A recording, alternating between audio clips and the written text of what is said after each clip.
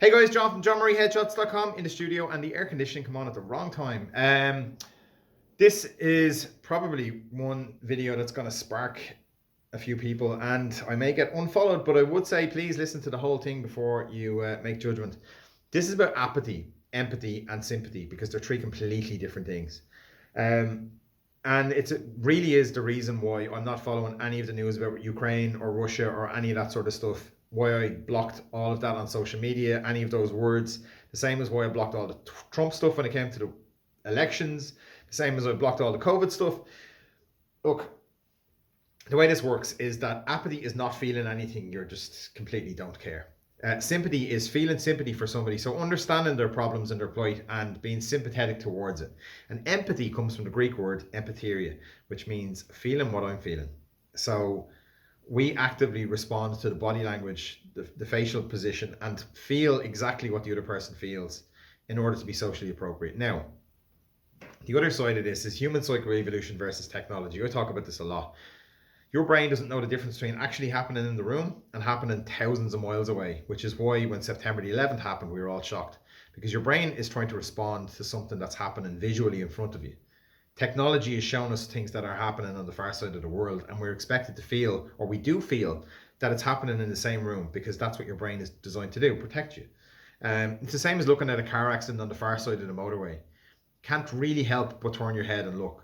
That's happening because your amygdala, the part of your brain that's responsible for that, is making you stare at it. Now, I have it all blocked.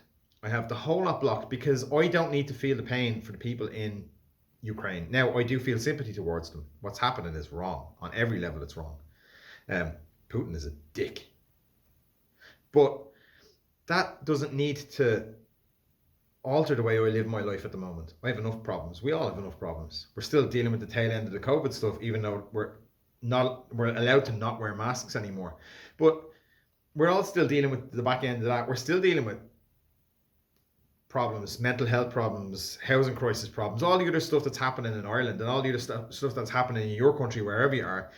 But we don't need to feel directly connected to whatever's happening in the Ukraine, because it's not happening and affecting us. Now, while I will be going out and doing stuff to try and send money towards refugees, we don't need to feel what they're feeling, because it doesn't directly affect us. All it's doing is it's generating clicks for newspapers.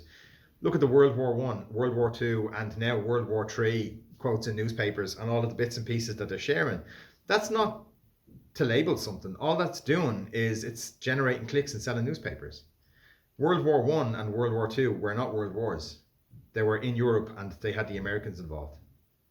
World War Three is now Russia and Ukraine with support, financial support, and strategic support from the UN and from NATO and stuff like that, but it's not World War III. The whole country or the whole world is not involved in this war, and the whole world wasn't involved in those other wars. It's designed to generate clicks and to generate sales in newspapers, which is profit for newspapers, which is what they live on. It's the same as back in the Colosseum, when the emperor would be given it this stuff. People went and watched it. They were stimulated because their brains are telling them, don't be involved, make sure you're safe. And then they got safe because it was only the slaves and stuff like that were eating.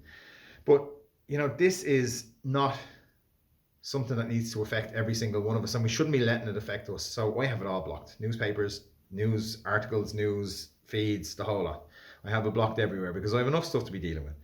Now, when it does come to this as well, one more thing that we need to understand is that when it came to September the 11th, Muslim people all over the world were vilified. They were vilified in the States, they were vilified everywhere they went because of where they were from. When COVID happened, Chinese people were vilified. Even anybody that looked remotely Asian was vilified because of the fact that it was assigned to their race. Now Russian people aren't responsible for this. Vladimir Putin is. And it should be a case that we need to go and protect the people of Russia themselves as well. So if you know anybody Russian, if you see anybody Russian, just, I don't know, give them a smile, give them something, and be empathetic towards them, or sympathetic towards them, because it's not them that has caused the problem. And I think that's my point for the day, is that while I am sympathetic to the issues, I am sympathetic towards Russian people and Ukrainian people at the moment and what they have going on. But I am certainly not empathetic towards it because I don't need to feel their stress and their pain. I have enough stuff to be dealing with. And you should too.